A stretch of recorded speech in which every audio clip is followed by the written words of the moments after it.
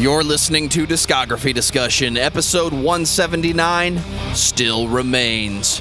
Hosted by Dan Terry. At some point in the future, I'll get a care package from John. I usually get it 2 to 3 months after he says it's coming. John Beatty of Brewtally Speaking. Guys, ready for the sweet, sweet sounds of CKY? And Joseph Wren. Ladies and gentlemen, welcome to the new show presented by discussmetal.com. Dan is a fucking shill. Sounds to me like I just need some on-point pomade. Presented by discussmetal.com. And if the worst is yet to come, but John Beatty is already here, then you are ready for this episode of Discography Discussion. I am Joe. That is Dan. John Beatty is here from Brewtally Speaking. Hello. Yes, you said that 3 times now. I'm trying to get the point across that John is here. Yeah, Where but am I from? Grand Rapids, Michigan. You're not from there, actually. You just No, I'm live there. not. Yeah, I just live here. But yeah, It's not a place, but a state of mind. I also am from the Brutally Speaking podcast. Occasionally I show up on there. I do interviews with bands from Norway, and we have to decide whether or not we're going to actually release the interview because I did it. I did the whole thing in 20 minutes in an echo chamber, and then like for some reason the episode's doing decently well for whatever reason. So you know here we are, and I am a little happier to be back in my comfort zone talking about Still Remains and talking about their contributions to the new wave of American heavy metal. And so yeah, we're gonna get into all of that stuff. And we brought John on tonight because these guys are kind of John's hometown heroes. Absolutely. Did I properly explain that John is on the podcast today? I think somewhere I'm always on a podcast. Dan and I are just always on a podcast. That has to be known. If we're not on a podcast, the world is not turning. Or we might be dead. You might want to look into it because, like, seriously, No, we already interviewed them. Dan. Right. Oh yeah, we did interview Dead. God, that is terrible. It's weird because we totally derailed from that. Yeah, it's hilarious because my buddy Kyle sent me a text message like 2 minutes ago and was like, "Hey man, I'm loading up Streets of Rage 4 right now. You know, you want to jump in for some co-op?" And I was like, "Yeah, I'm doing a podcast right now." And that's like every single text, like to the point where if I type the letter I into my phone, it will auto generate that sentence like immediately. And so yeah, it's getting a little rough. I mean, we got Discography Discussion, Discuss Metal, Thrift Blast, Movie Mosh, Brutally Speaking podcast, and then there was that time I was on As the Story Grows, and the Matters podcast, and the Nerf Herder Console podcast. You can pretty much be guaranteed that I'm doing something podcast related most of the time. I'd like to take this opportunity to announce the new show by discussmetal.com. Dan takes a vacation after Joe edits these 5 weeks worth of shows. That sounds pretty sweet. I could finally dig into Borderlands 3 properly. That would be fantastic. I have just finally started getting into Last of Us 2, and I pre-ordered it, and I've had the last 4 weeks off, and I've been doing so much podcast shit, I just finally got through everything that we have, so now I'm able to play the video games that I've been wanting to. You both need to figure out how to play the game while editing the show. It's a skill. Oh man, that explains so much. Doesn't it? Anyway, yeah. It answers a lot of questions. The thing about Still Remains is that they were a band that I caught onto because they were playing at Cornerstone one year. They were playing like 10 feet away from where my tent was set up. And I remember just hearing keyboards, like really loud, annoying keyboards. And like I was trying to sleep because like for whatever reason I couldn't sleep the night before. I had seen a bunch of bands play and I slept like garbage for like 2 or 3 hours. And then was just like up, like slugging coffee in like 97-degree morning. Like you're talking 8 a.m., 97 degrees, humid, and I'm drinking like hot coffee just to stay awake. And then I hear this loud, piercing, annoying keyboard. And I think it was just because they were setting up. And eventually the band started to play, and I was like, well, I mean, I'm not sleeping now. So I got up, I walked over, and I watched them play. And it really, I remember the first thing I thought was, oh my goodness, this is like Under Oath back before they, back before they, were like they're only chasing safety under oath. It was like metalcore with growling vocals and keyboards, so many keyboards, and just so much melody. Like they were really, really energetic for how hot it was, and evidently they had all gotten much better sleep than I had, and they put on a great show there at Cornerstone. And so I picked up their EP, which we are not going to talk about tonight. Of note, though, from that, the lineup change, just so everyone's aware. That is important because now you have Mike Church in the band on Of Love and Lunacy. At this point, they're clean vocalist. So, yeah, it's kind of weird because I don't remember there being any clean vocals at that show whatsoever. No, at that point, that would have been Jordan Gilliam on guitar and Jordan Whalen. So at that point, the guitar player swapped out and they ended up getting Mike Church, who has a very lovely singing voice, and a really nice compliment to Jordan Whalen, his guitar playing. So that is of note, because if you go, for those who have never heard If Love Was Born to Die, the EP, and you've only heard Of Love and Lunacy Forward, you're going to, I think, be a little surprised by that EP, because it does not sound like there are a couple songs that are on the EP that made it onto the full length, but by and far, it's a little bit of a different band at that point. Yeah, you're not wrong about that. I mean, the EP was a little bit more raw, obviously, and I think obviously that has more to do with like money and budget and all that good stuff. You know, I know we constantly say on this show like, oh, it sounds so good because it sounds so raw. At least I say that. Joe just like starts laughing and can't catch his breath. But I think If Love Was Born to Die was a really, really cool EP and definitely got me interested in the band. And they dropped Of Love and Lunacy not too far after that. Well, before John hijacks the show to talk about pomades and IPAs, I'm going to take this time to say thank you to everyone for listening to the podcast. Thank you for listening and for subscribing. If you are not a subscriber, then you can find everything Discography Discussion at discussmetal.com. We're on Spotify, Apple and Google Podcasts, TuneIn Radio, Stitcher, so if you have an Amazon Echo or a Google Home, you have no excuse. Ask it to play the latest episode of the Discography Discussion podcast, and it will. We're also on Facebook and on Twitter at Discuss Metal. Be sure to like, favorite, and subscribe. It really helps us out. It lets us know you're listening, and now Dan is going to tell us all about 5-star reviews. 5-star reviews are a thing that podcasts always ask for. And so, it'd be cool if you left us one on one of your various podcast apps. You don't have to. Honestly, I enjoy it when you guys share the episodes. I enjoy reaching out, you guys commenting, getting to talk about it. I also really, really love it when you do an episode and one of you guys is like, dude, you guys are completely wrong on this. And here's why. And every now and again, I will listen to your well-worded argument. And I will say, you know what? That's fair. I won't necessarily agree with you because I'm heavily opinionated, but I appreciate the love that comes with that correction process. And keep those coming, guys. I enjoy disagreements because I'm an argumentative person, and so it really helps kind of stroke that for me. And speaking of comments and emails, we got a really awesome email from Paul Boyd. Just a couple days ago, he says, "Hey guys, I heard about your podcast when Dan was on As the Story Grows. Thank you. And I'm like 25 episodes in. I'm a bit older than you. I was in 9th grade when Kill 'Em All and Show No Mercy came out, and I'm kind of amazed at your love for the old school thrash. I also have to thank you profusely for talking about Atom Ship because I never would have heard that amazing record otherwise. You're welcome. For the record, Whitfield is better than Aliens. Wrong. But Friends is the best song. Friends is a really good song. I disagree, but I have an extreme opinion about that record. Yep, except on days when Time for People is. You're also the only people I've heard who know who Pulse Ultra is. Have you ever heard of the Chronicles of Israfel? Chronicles of Israfel. I'll check it out. It's the guitarist from Pulse Ultra. I have not heard it for the record. Also, I'd like to plug the one good band to ever come out of San Diego, Psychotic Waltz, sort of a proggish power metal. I suppose I'll hear you talk about both of those bands in whatever episode I listen to next. And 3, 2, 1, getting in the time machine now. Just kidding. I haven't heard those. Yeah, spoilers. Yeah, we don't, but we might now. Keep up the good work, and thanks for providing content for us. Paul, thank you so much for that email. It's really stuff like that just makes me feel like, we're not just doing this for no reason. I love hearing from you guys that you checked out a band that we talked about that you'd never heard before.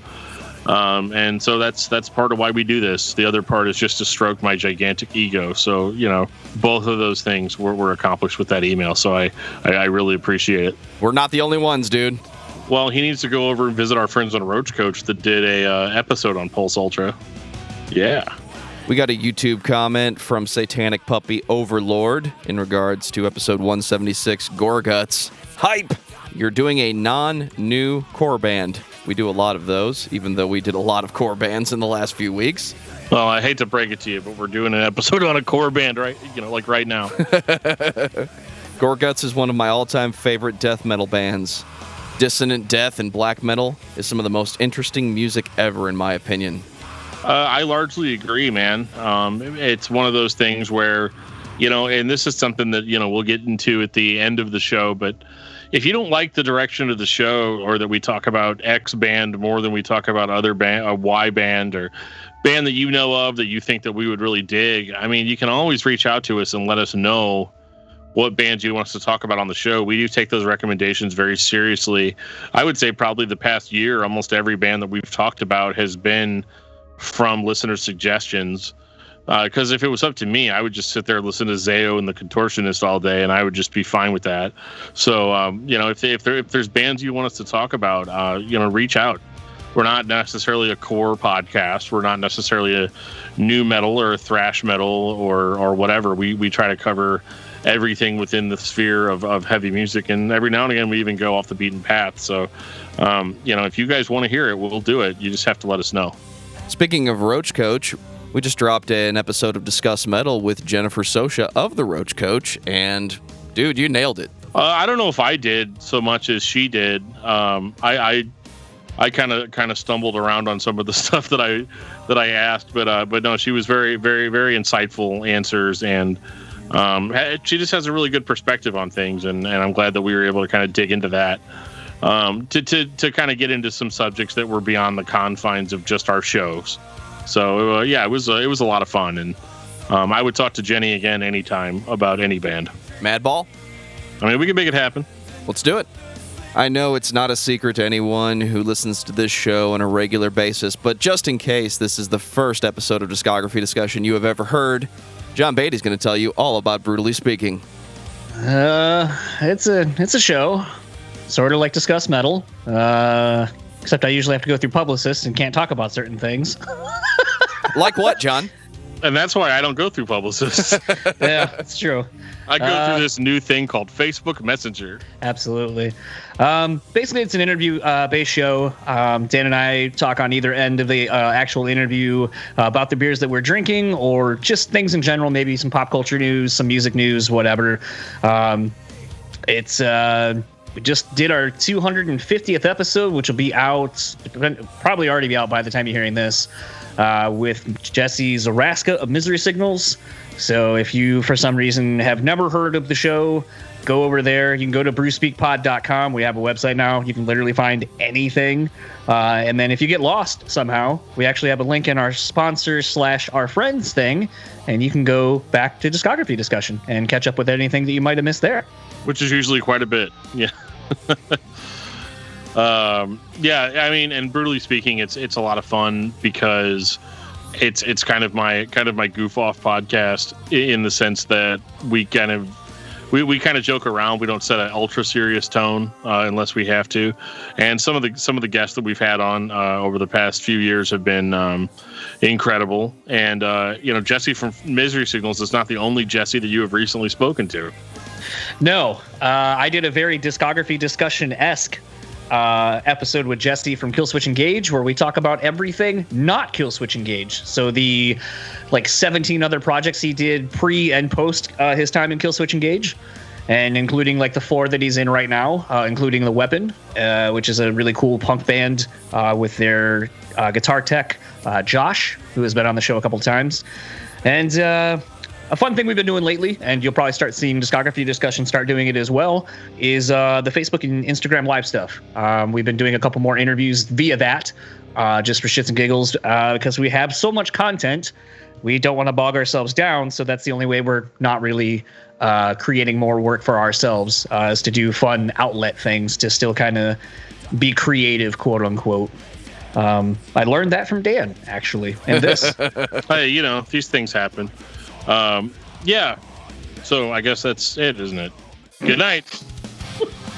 2005 of Love and Lunacy.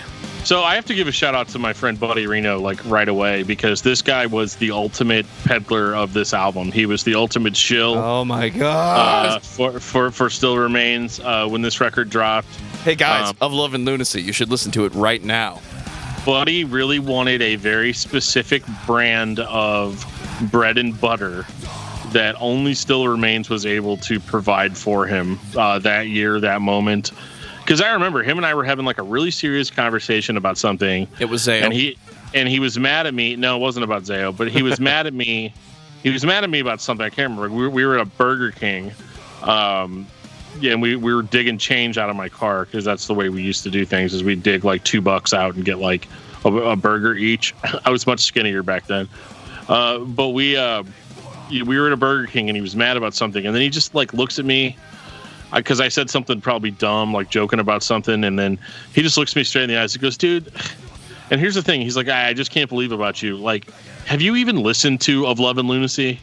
And I was like, yeah, I mean, I listened to it. It's, it's cool. I've got their EP. I thought that was cool. They're good, but at the time I was like really, really into black metal. So like I just was not in the mood for something like Still Remains. And I was like, look, no, I haven't really. But after we had that conversation, and after he just endlessly was like, yeah, you should really listen to this record, I started really digging in. And this is interesting because, as we've talked about previously on the show, I've always been a huge proponent of the the original metalcore sound, like your Dead Guy and Converge and Zayo and Embodiment and like Early Living Sacrifice and stuff like that. Like I'm really into that stuff. So I had kind of moved away from the Killswitch Engage, As I Lay Dying style of metalcore. But what I found interesting about Still Remains is that, especially on Of Love and Lunacy, they were absolutely everything that I hated about that type of metalcore. But there was no denying the actual songwriting ability. So once I got back into that headspace of I like this kind of music, I found some like really awesome bangers on this record. Recovery, which was on the EP, If Love Was Born to Die, that was on the EP, and like those songs were great on the EP, but they're enhanced infinitely on Of Love and Lunacy. They are given the big time production boost that those songs needed. Another personal favorite on that record was Blossom the Witch, just because it starts off very, very melodic and kind of like eerie sounding, and then it gets like really pretty, and then in the middle of it they just completely change gears and it turns into just all out like brutal screams and breakdowns and stuff. And what I liked about this record also was TJ's vocal variety, because he like really would switch up his screams. Like a lot of it is kind of a deeper, like more like tough guy, like hardcore sound, like an in your face. But then he whips out this like Zayo-esque higher pitched growl, and he always does it in like the perfect moments on the record where it's like, okay, we're going to kick up the intensity right here. And then of course that guttural death metal growl at the end of Recovery is the stuff of legend. They never really did anything else like that again, and that song really, really, really stood out to me. And then of course then there's the hits. The Worst Is Yet to Come. Hell yes. Yeah, that song is awesome. One of the first singles I heard off that record. And obviously White Walls. No, not that White Walls. Shit. Yeah, this is the Still Remains version of White Walls. And they had this really, really cool way of blending metalcore and like hard rock sensibilities. And there was a huge boost in the clean vocal department on this record versus the EP, whereas the EP had a little bit more of like what you would hear out of like I don't know how to really describe it, but like they were more like punk, emo type vocals on the EP, and I didn't ever really feel like that really fit with their sound. And that was all like completely removed and fixed for Of Love and Lunacy. So you get, more of a hard rock. It's a smooth, clean vocal, but I don't know. It just sounds more impactful, I guess, if that's the way to describe it. And I totally forgot you guys are here. What did you guys think of Love and Lunacy? Dude, I love this record. For me, in 2005, it blends in with all of the Killswitch Engage-esque metalcore. It has that consistent sound. But talking about the production in 2005, there are so many examples of mainstream heavy bands that just had shitty production that year. This record is not an example of that. When I think of metalcore, and I think of that Killswitch Engage style of it's thrash, it has the Gothenburg influences, we scream here, we sing here, I want it to sound like Still Remains. I don't think there's anything here that's above and beyond better than any other metalcore band, but if it wasn't entertaining, I wouldn't be listening to it, and I definitely know Still Remains when it comes on my playlist. Yeah, I think something that's a little bit interesting, kind of to Joe's fact, and I've always thought it was kind of interesting as a whole, because this producer he puts out a lot of great records, but he's not really known for working within this genre, especially at this time, was Garth Richardson, or Garth, because it was... Garth? Yeah. I thought that was just some weird thing, and then I think it was actually Jordan that was like, no, he stutters. That's why he writes his name as that. I was like, oh my God, that's fucking terrible and great at the same time. But, I remember actually reading a guitar magazine with the singer from Chevelle, and he was talking about when they did Wonder What's Next, which I think came out around the same time, actually. And they were making the comment about how Garth was like, dude, there's a sign in Garth's studio that says fuck live, basically saying like it doesn't matter what you're going to be doing for the live, it just matters what you're doing right now for the record. Right. And I think as a result of that, it actually gets a lot of great recorded takes from the bands that he gets. And I think, to kind of Joe's point, why things don't sound maybe as dated, because it has more of that live in the room feel to it. And kind of something to Dan's point, I think we all can agree, if you listen to a lot of metalcore around this time, where, thinking of like a Chiodos or some of these other bands that incorporated keys and synths and so forth, a lot of times, especially on the record, they were so overwhelming in the mix compared to everything else that it was kind of almost either an afterthought, or whoever was doing it just had no idea how to blend everything and mix it right. And I think this is one of the first examples, really, of this era of metalcore where you have really tight production, where the guitars are crunchy enough and heavy enough for what you want, especially in the breakdowns. The keys add a nice little melody to behind the background along with the vocals and so forth. And we just really didn't see bands doing this well, especially on a quote-unquote first record. So I think for a lot of people, this was an introduction to a newer style of metalcore that maybe we weren't used to hearing at this point. Yeah, I mean, I would say, like, I think we were used to hearing it, but I don't know. Like, it's hard to describe how a band is unique when you're dealing with this style, especially when, what is the average age of the band members on this record? 2005, probably early 20s at latest. Yeah, probably like around 21, 22, I think. So, with a band like this, in order to be successful in 2005, you had to have those melodic death metal style riffs, which they had. You have to have some breakdowns because the kids got to do something while they're watching you play live, but you also have to have something that was going to become bigger later, which was kind of that electronic element. Which was, for them, it was their keyboards, which on this record they used as kind of more of an ethereal spice to what they were doing. And of course, you also had to have clean vocals because, we want to be able to play this on radio as well. And so you take all these elements together, and you might not come out with like the world's most original band.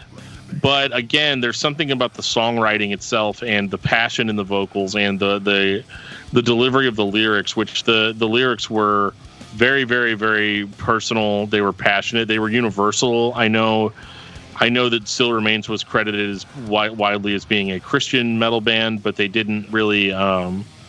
it didn't seem to me like they really advertised that part of it too much, and their lyrical quality was relatable to everyone, versus some of other bands out there that were much more blatant in that regard. And so, and I don't really consider Still Remains to really be like a Christian band, but I think that might line up with what the individual band members, maybe that was what their personal belief system was. But this record obviously was huge, and I think part of that is because obviously it's on Roadrunner. A band like this I would have expected to come off of Victory. I figured Solid State, Victory, maybe, I don't know if Trust Kill is still around. Ferret. Or even, Ferret, yep. So, those are Equal Vision. Like, those are the kind of labels that I would expect to hear a record from this, like this. But Roadrunner, was doing pretty well with Killswitch Engage at the time. And I think they still had 36 Crazy Fists that year. And so, so they were definitely among some good peers. So it was really cool hearing this band who, I got this EP from that was a little bit rough, but you could see the potential. And obviously somebody in Roadrunner was like, let's give these guys a budget and have them go. I think that they benefited greatly from that budget treatment. And this record is ultimately one of my favorites. I know they don't have a lot of output, but like I said, this for a debut record, this was killer stuff. So, fun story about this, and then we'll move on to The Serpent. I was living in Lansing when this record came out, and I bought it at Flat Black and Circular. And as I'm getting ready to leave, I keep noticing a dude wearing a full Canadian tuxedo. And for those that maybe don't know what that is, it's all denim, top to bottom.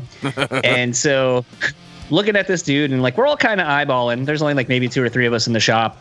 And we're all kind of eyeballing this dude. And there's somebody kind of with the person, but not being near them, just kind of watching them. And as I'm checking out, I was like to the clerk, I go, is that Chris Robinson from the Black Crowes?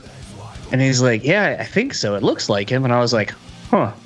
So I walked up to him and I was like, excuse me, Mr. Robinson? And he was turns around and he's like, hi. I was like, oh, hey, yeah, I thought it was you. And I just wanted to say, hi, since I had the opportunity to and so forth. And I happen to have this CD that I had just bought.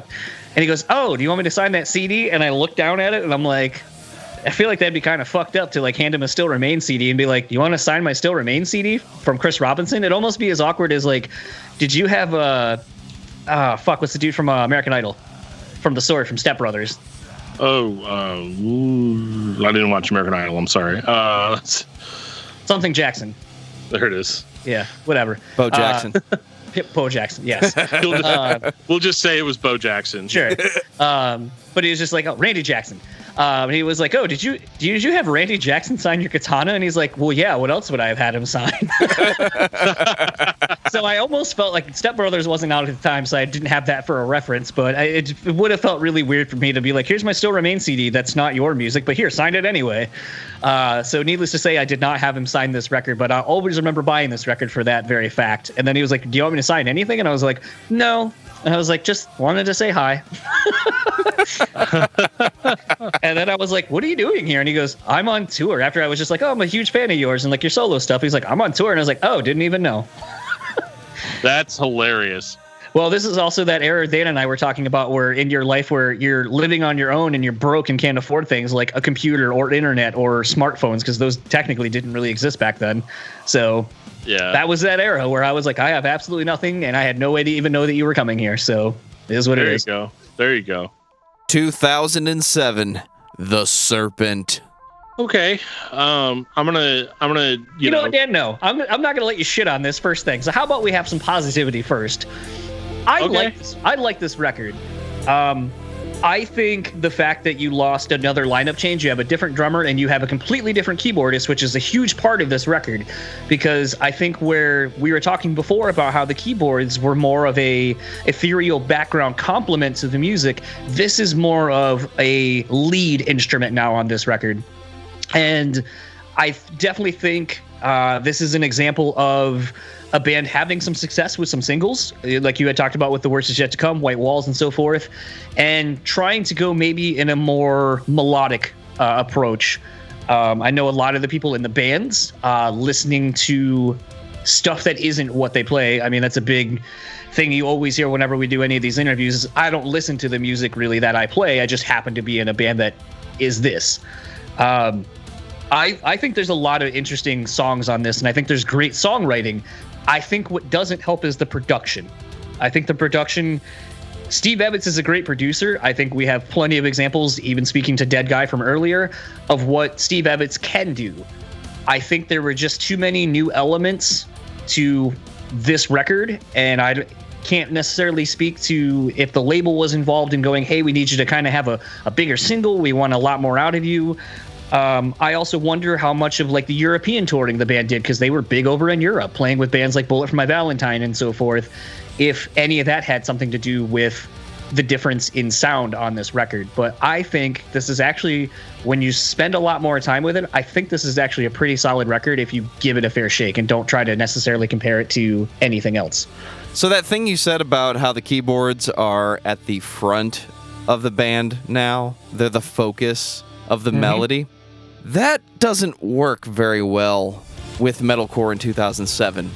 I think the expectation is that the guitars are going to be huge, the drums are going to be huge, and the keyboards are just going to be on top, accenting the melody. That's what they did on the previous record. This album does not sound as big, but the songs are not bad. I think it just doesn't sound like a 2007 metalcore release. And some of that might be the lineup change. That might be we have a new guy here to play keyboards and he's just really trying to find his spot. But I don't think we wanted the metalcore release by Goblin, because that's who the opening track reminds me of. It sounds like the soundtrack to Suspiria is about to go metalcore. You got to admit, though, that The Serpent itself as a song is a really good leadway into The Wax Walls of an Empty Room, as well as, I think, something else that you start seeing, and I'll use Atreyu as a great example. So Atreyu comes out with a curse. That comes out with an intro-y kind of thing, which is what would become the intro music when you go see him live. I think bands, when they get to a second record, kind of start thinking about live parts a lot more, because they've spent the last year or two playing these songs that maybe were more, as we were talking about earlier with Garth, don't fuck live, don't think about it, think for the record. And I think a song like The Serpent, even though you're kind of shitting on it, it's like, I think a song to come out and be a thing where song to come out and then everyone kind of hits that, 12th on the guitar or whatever, on the cymbals, and then boom, here comes, your first song. And I think for that's why I kind of feel like this was more of a great live thing, where it kind of flows a lot more, has more throughout it, to me. And that is usually the story with these bands. After you've made the record where you've spent weeks playing 6 layers of guitars, you want to play what you're going to play live. You want to play what you wrote. So it becomes more acceptable from the artistic side to just play the guitar left, right, put the keyboards on it, bass and drums and vocals. It's a little more classic production, but it's not the metalcore explosion that everybody expects when they hear this band. Do I get to talk now? Nope. Okay. Well, let me start off with a couple of things. Firstly, in 2007, metalcore is great. Metalcore was the trend of metalcore in the early 2000s, all the way up to about 2007, 2008. A lot of these bands got popular doing the same sort of thing. We talked about on the Unearth episode about, how I really wasn't stoked on the quote unquote classic Unearth records. And I liked the stuff that they had done after they kind of broken out of that sound and started kind of redefining what the Unearth sound was. I think a lot of that had to do with a lot of these bands got popular off of a certain sound, started going on these tours and looking around and realizing that all the other bands on the tours sounded like they sounded, and that everybody was kind of reaching out of the same collective bucket for inspiration. And so I think that largely could explain why Still Remains writes these songs that year. Let's be honest, the songs were probably written in 06, but in 06, 07, you want to do the thing that is going to be your breakout sound, because as good as Love, Love and Lunacy is, it could have been any band that put that record out in the sense that like influences alone, right? So they're gonna want to go for a more melodic sound, maybe do something that's a little bit more rock. And again, I don't know if this is Roadrunner being like, well, you know, Killswitch Engage is great, but look at what Nickelback's doing. I don't know if that's what's going on, but this was definitely an attempt to diversify what Still Remains was capable of as a band. And I think from a songwriting perspective, it succeeds in that they were able to do something different without necessarily alienating a whole group of fans. You know, like what we were talking about with like the Showdown, how Temptation Come My Way was a complete genre switch from A Chorus of Obliteration. This isn't that necessarily. This is more easing you into kind of a newer sound for the band. So what you have on the Serpent is Still Remains is still kind of the backbone, the bones of this band. But instead of getting mostly growled vocals, we're getting mostly sung vocals, and the sung vocals all, for whatever reason, have a harmony on them. But for whatever reason, the way this is recorded, even whenever the band kicks it into high gear and goes heavy, because I'm not saying this record is like flat, not heavy, it's all power ballads or anything like that. It is more melodic. It's a little bit more slow paced, but whenever they kick it into high gear, they still kick it into Still Remains style, you know, metalcore. But the way this was recorded, everything just kind of feels really flat for me. The guitar tone is notably muted. The chords don't ring out. It's so clean that the aggressive parts lack the aggression that you would expect out of a band like this. And again, they play these songs live. The guitars are going to ring out. Everything that I'm complaining about as far as the way the record sound is not a factor when you're watching the band play live. But for whatever reason, this performance, even though I'm sure they performed perfectly fine in the studio, it was recorded to such a clean and pretty level that it lacks so much aggression. It lacks so much immediacy that people are kind of looking for in heavy music. And so when you're listening to it, it's one of those records that, again, isn't necessarily boring, but you also have to pay attention to it because EQ-wise, it's all on the same level.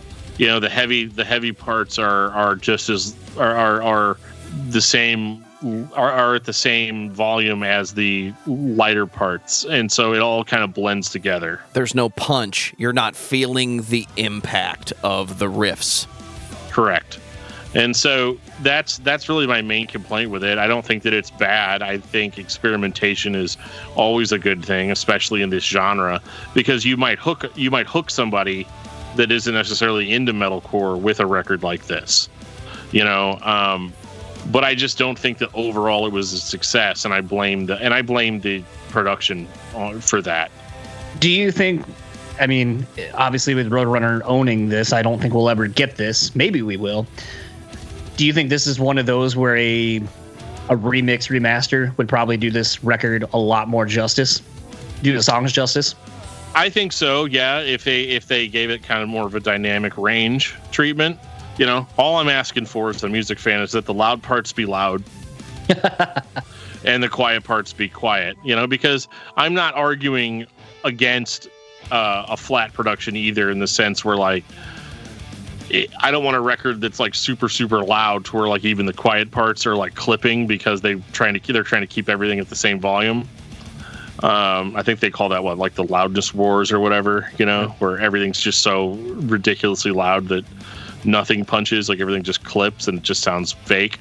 That's not really a problem on this record either. They keep it at an acceptable volume, but like I don't want to listen to metal at an acceptable volume, if that makes sense. So I mean that's just my take on it. I do think that a remaster would probably do a lot for this record, but I don't want Roadrunner to do it because they remixed and remastered the first Glassjaw record, and that was really not great. So, well, I mean, you can't necessarily polish a turd. So, well, I'm not going to get into this with you again, John. But you know, I think the Serpent, again, it's fine. I don't think it's a great follow up for of Love and Lunacy.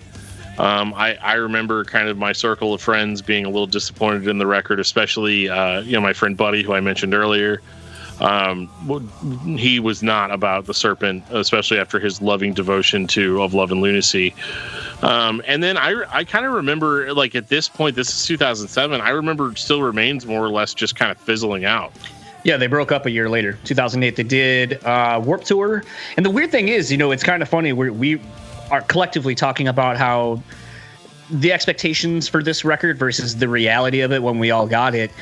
I know TJ and some of the dudes telling me stories of, like, because they did that Warped Tour where the Ozfest was free, so all the Ozfest bands were basically on Warped Tour. So you had, like, Killswitch, As Lay Dying, Them, It Dies Today, and a whole bunch of other bands. And there's a YouTube video of TJ doing End of Heartache with the Killswitch guys. And I was like, oh, that's weird. How did that happen? And he was like, oh, yeah, I guess Howard was a huge the Serpent fan. Like, he loved that record. And so he, came up to me and was like, oh, I love this record, blah, blah, blah. You should come up and do a song with us. And so it seems like a lot of the contemporaries, like their peers, liked this record. So, and, my wife and I were actually talking about it today, knowing that we were going to be talking about this. And she kind of made the same comment. She's like, I just don't like that record. And I was like, I think, it can't be understated that this band was pretty big over in Europe compared to here in the States. And this sounds like a record that I think a lot of Europeans would like. A lot of, like, the keyboard parts you can kind of sing along to and all that kind of stuff. If you've ever seen, like, the European audiences sing along to, like, Electric Feel or Kids or whatever by MGMT. So I don't know. It's so weird to talk about a band that's from here in Grand Rapids and here in the States, and you're like, they're huge, not here. Yeah, I mean, I'm not gonna get into the finer points as to whether or not I think that my opinion's more valid than that of Howard Jones, but I do think, I mean, I'm not gonna die on that hill, Oh, sorry, Dan, your mic's cutting out. What are you saying? Yeah, right, exactly. But I think that, yeah, this is not the grand misstep that we talk about on this show a lot, where a band would put out a record that just defies all explanation as to why it was recorded or why they did it. I totally get why the Serpent sounds the way that it does. I understand the mindset behind wanting to diversify. There's nothing wrong with wanting to diversify. And at the end of the day, you don't owe the fans anything. At the end of the day, you write the record that you're happy with, because you're the one that has to play it for an entire year. After you put it out. So if you got bummed out playing, If Love Was Born to Die and Recovery and White Walls, and you wanted to write songs that didn't sound like that, then you write a record like The Serpent. And I get it. I totally get it. Some of those songs they were playing longer than, far before they recorded Of Love and Lunacy. So I totally understand it. And I think that this also, though, I don't think that the material is as strong on The Serpent as it was on Of Love and Lunacy. Whether or not it's more complicated, be damned. Like, it's just what I'm listening to, and what I'm enjoying. It doesn't matter if one record's more simplistic than the other. That doesn't really factor in for me. I think ultimately they wrote the record that they were happy with at the time, but based on the record that they released next. And I say next when it was really nearly like 6 years later. I think they also kind of maybe understood kind of where I'm coming from as far as this record goes. 2013, Ceasing to Breathe. So, question for you, Joe. What do you think of how this record sounds? If what you're looking for is a fast, double bass driven, riffs for days metal record, this is just a little bit closer to all that shit I said was missing on The Serpent. And for the record, John, I think The Serpent is a good record of songs, but it doesn't have the impact that Ceasing to Breathe brings back to Still Remains. Well, absolutely. Well, let's pause for a second. Let's talk about the breakup. Let's talk about how this record came to be, because The Serpent came out and they broke up a year later, and that was it for a while. Many side projects come out of this era. And I've actually got an interview with TJ scheduled for sometime next week. So as long as that goes off without a hitch, I'm sure he can kind of fill in some of these blanks for us. But I think But I'm sorry. I'm just curious as to why the band kind of went away, and how they ended up kind of coming back this strong. So, I know the answers to some of that. Without giving too much of some people's personal stuff to this, I'll just simply say, something that we talk about quite a bit on Brewtally Speaking, and actually something I kind of brought up when I interviewed TJ a while ago, was, something that we kind of touch on over there is the fact that a lot of these bands that we're so in love with were signed basically right out of high school, and you're not even a real fully realized adult at that point. You're still kind of basically a man-child, and then you're given money to go tour the world with your best friends and be whatever that entails, making financial mistakes and so forth that you may. But the other thing too is you come out with a record and maybe there's you lost half the band, because honestly, like I said, I think other than Jordan, Mike, and TJ, everybody else was gone. So these are all new people you're working with, and maybe you're not gelling with those people necessarily, and then maybe some of the songs you're not really into because they were somebody else's or they were voted upon, because that's the thing that also sucks kind of about having so many extra musicians, is now you have extra people voting in favor of something maybe you're not into. And a second record is kind of your make or break record as far as proving was the first record a fluke, or were you destined to keep going onward and upward. And I think just a lot of those things, especially in your mid-20s, if it's deemed a quote-unquote failure and you see so many of your contemporaries going around, it's probably going to lead to a lot of infighting and a lot of pointing the fingers, because obviously that's kind of what we all do. That's our first instinct a lot of times, is to go, well, I didn't want it. That person fucked up. I didn't want to do this anyway. Right. And so I think there's a lot of that. And what's kind of interesting, and I know Dan and I kind of talk about this quite a bit too on Brewtally Speaking, is kind of following, when a band breaks up, following the individual members and kind of seeing where they go, what they put out musically, to kind of give you a better representation and understanding of those influences being put together in the main band. I know TJ's a really big 90s alternative fan. Kind of maybe why It Still Remains is based off of a Stone Temple Pilots song. I've never actually asked him that, but Jordan and Bone ended up starting another band called Anthem Alone, and it looked like it was going to go pretty good. They had tapped Spencer, who would actually leave Anthem Alone to go join Periphery.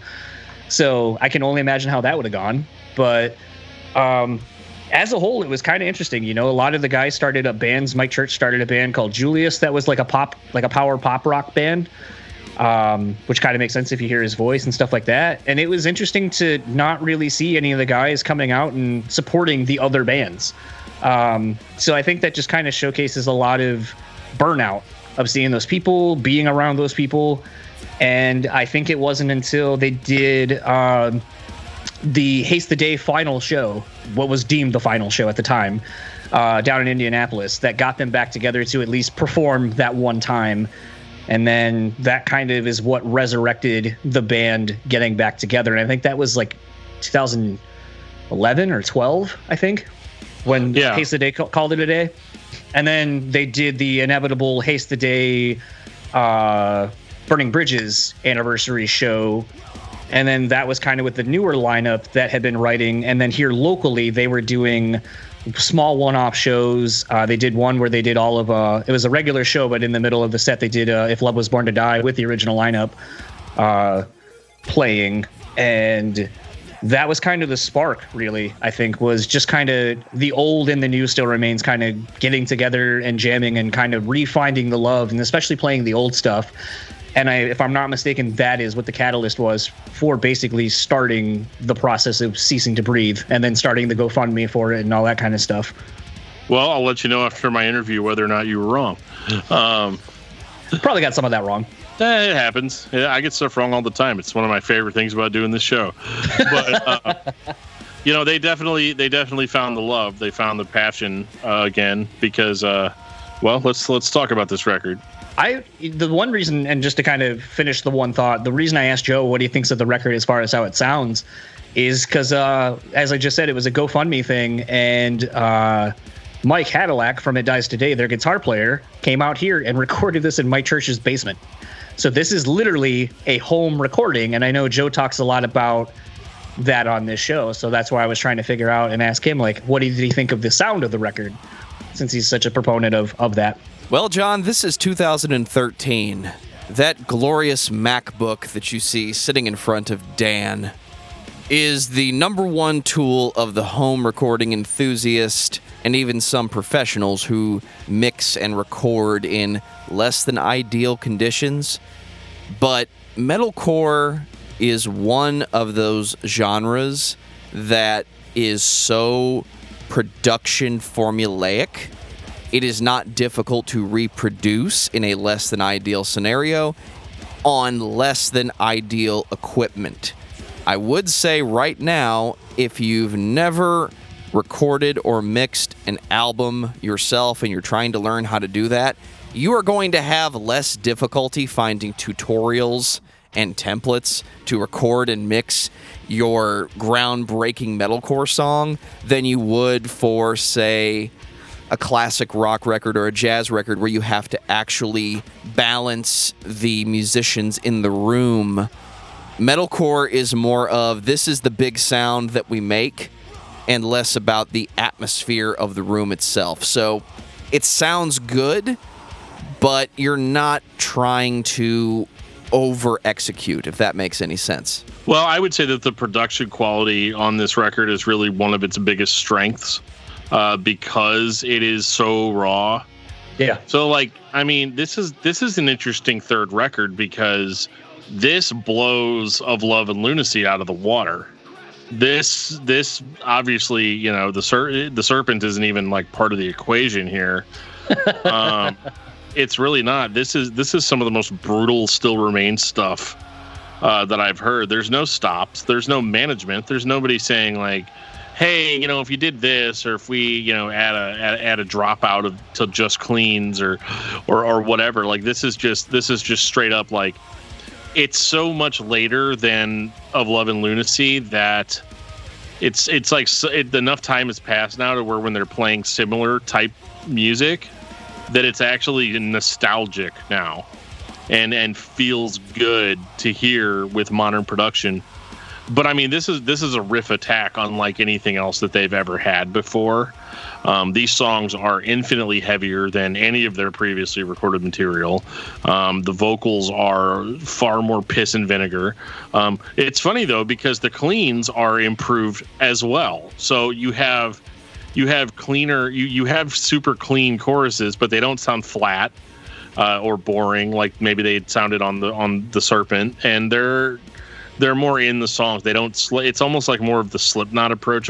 I used to judge a lot of bands like this, where I would say like one thing I hate about bands that sing and scream is that nobody does it like Slipknot does. Where when Slipknot throws in a clean chorus, the intensity of the song doesn't go down. If anything, it ramps up because all of this craziness is all going on at the same time. And Still Remains captures that on this record. Because the choruses and stuff, they don't slow the songs down. This is a record. I mean, the record's called "Ceasing to Breathe," and you get that because there's really not a lot of breathing room on these songs. It is straight ahead. It is super heavy. It is completely in your face. I mean, they got Dan from Zayo on the first song, "Bare Your Teeth," which was incredible, and like just hearing Dan and TJ trading off. Was one of the most gratifying experiences for me as far as hearing, you know, being fans of both of those bands. And it was so cool. Like, do I ever say that? Like, this is just a cool record. No, you don't. This is the kind of record that, like, you know, and the narrative definitely supports it in the sense that they're like, man, we did this thing, we gave it our all, we kind of burned out on it. And now that we've had a little bit of time to recoup, we're kind of back to the meat and potatoes of like what this band sounds like and what an actual progression on our sound really looks like. And in this case, the progression was the heaviness. This is, I mean, it's not deathcore heavy, but it's definitely on the more extreme end of metalcore. And they just, I mean, this was a killer comeback record. This is one of the ones that like I will point to whenever I'm like, yeah, if you're gonna disappear for a few years and come back with something strong, this is how you do it. I was going to suggest that somebody in the Still Remains camp was worried that Dan was not going to buy the record, so somebody walked in and said, guys, I got it. Put Bare Your Teeth on track 1. He'll buy it. Well, even a fun thing to that, I know TJ has said that he is a huge Zayo fan, obviously, and that he would love to have Dan do and be a part of further Still Remains stuff, whatever that ends up looking like, akin to how like Mark Lanigan is on a lot of the Queens of Stone Age stuff. So hopefully, if there's ever another Still Remains, hopefully Dan and him will get to do something else. Yeah, that would be really cool. To answer your question, Joe, no, I don't think anybody was thinking about whether or not I was going to buy the record.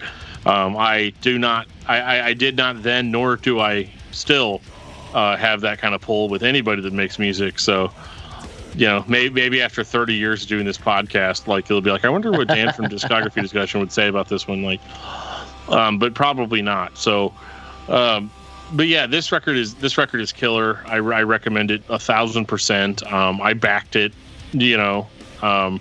Did you literally back it? Were you one of those that supported the GoFundMe? Yeah. Did you? Okay. Yeah. I guess I'll have to look for your name in the thank you list. I think I only gave like $10, so yeah. Right. I don't know if I made the cut for any of the special stuff, but I got the record when it came out. You know what I mean? Like that was my.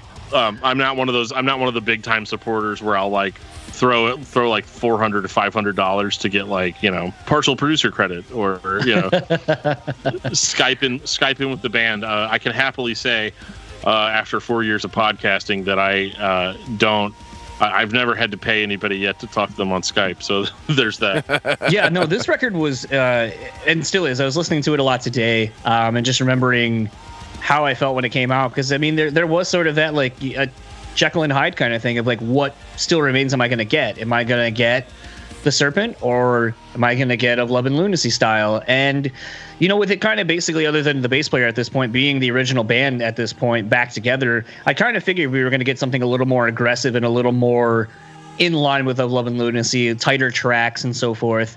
And, you know, Bare Your Teeth coming right out the gates, you're just like, holy shit. But then, I mean, even looking at a song like Crone, I think that chorus is just massive. It's like an earworm that gets stuck in your head, and you can probably, by the second chorus, you pretty much could probably hum along with it, if not know most of the words, because it's instantly recognizable. And I mean, Closer to the Grave, like there's just so many FFI, dude, that's my favorite. Yeah, that's a great song. Yeah. There's so many good songs on this record. It's a real album, and I think that's kind of, for a lot of people, that's sort of what was missing on The Serpent versus Of Love and Lunacy, is people didn't take it all in as a full record. It was, oh, here's this couple songs I like, and the rest is kind of enemy, which sucks, because I think a song like Avalanche off of The Serpent is a song that a lot of people don't even know is there. Yeah, I mean, I like Final Fantasy also, you know. Did it better than Jason Wisdom. And I know that was Castlevania, but no, this is a great record. I honestly figured that this would have kind of reinvigorated the band. I know they did their own European tour. I think they did a Resurrection Fest out in Mexico. Did some very, very, very light touring. I think they did a CD release show here. I honestly was expecting someone to kind of maybe come in and offer them, you know, another label or something like that, like get to sign them. So I have no idea really what's going on with the guys now. Obviously, Jordan started Kill the Lights with Moose from Bullet for My Valentine, so I know they're waiting for all this bullshit to get done and put out their record and probably start touring. But, you know, everyone kind of the same thing that, you know, Dan's been doing a lot on the Discography Discussion. Yeah, you know, we all got kids and family and jobs now, so, you know, touring's a lot harder, and probably just do the Weekend Warrior type thing or some fly out dates where it makes sense. But this is a band, especially on this record, I feel like there was so much renewed energy and a lot of life left that it's like, man, I just want more. I don't know if I want more touring in whatever capacity that looks like, or just more recorded output. But I also don't know if people care, honestly.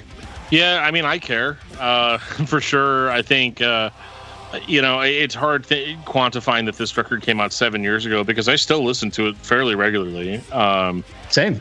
And that's between all the stuff I have to listen to for the show. Like, I have to make time to listen to records that I just like to listen to. This one absolutely makes the cut, like 100%. And yeah, it's hard to believe it was hard to believe it was 7 years ago. And then the last little quip I have on this record too is, we was talking about Buddy and how much he loved of Love and Lucy. If you could have just seen the look on his face the first time you heard this record, it is akin to buying one of your kids like the number one Christmas present of that year. Like maybe you had to punch a bunch of old ladies. Maybe you had to punch a bunch of old ladies in the face at Target to get it.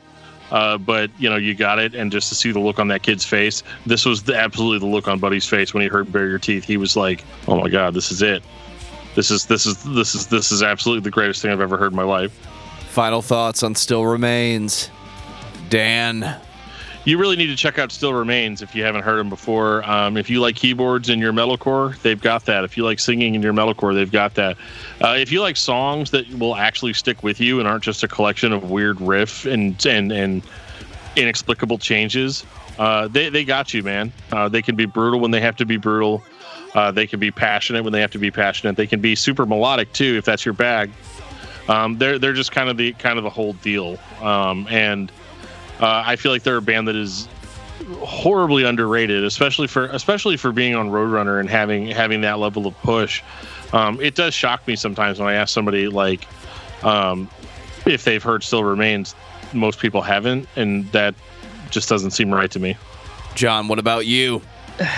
It's so weird sometimes talking about these bands. For me, like something I've told Dan, and we've kind of talked about this through texting and so forth, is sometimes you forget that bands that are from your area are as big as they are, that they were signed and did as much as they did. I look at a band like Law Dispute, and a lot of times I'm just like, oh yeah, I forget that that's not just a local band. Like, you guys would probably have heard of Law Dispute. They're not just a small local band. Still Remains was kind of that for me. They were obviously a part of the metal scene that I kind of grew up going to go see locally, and having friends that obviously knew them, and then having some of them become my friends. I don't really think of them as a band that everyone across the world has heard of and probably has seen, and is a big mark of their early metalcore days.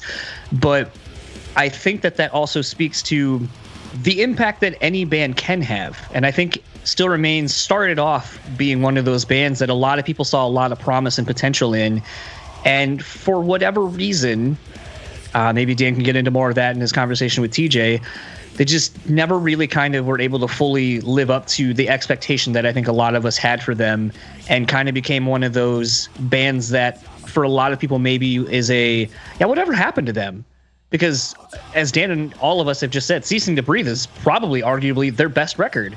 But a lot of people don't know that it exists because it was a crowdsourced record, not put out on a label. They didn't really tour it, and as such, didn't really put out a lot of promotion behind it. So if you were a fan of the band, then you know how great this record is. But unfortunately, I feel like it's a disservice that their best work is kind of probably going to be forgotten, because a lot of people have forgotten about that band because they weren't one of the preeminent bands that made it to the next level, like a Killswitch or As I Lay Dying. And that's really sad because they're a great band.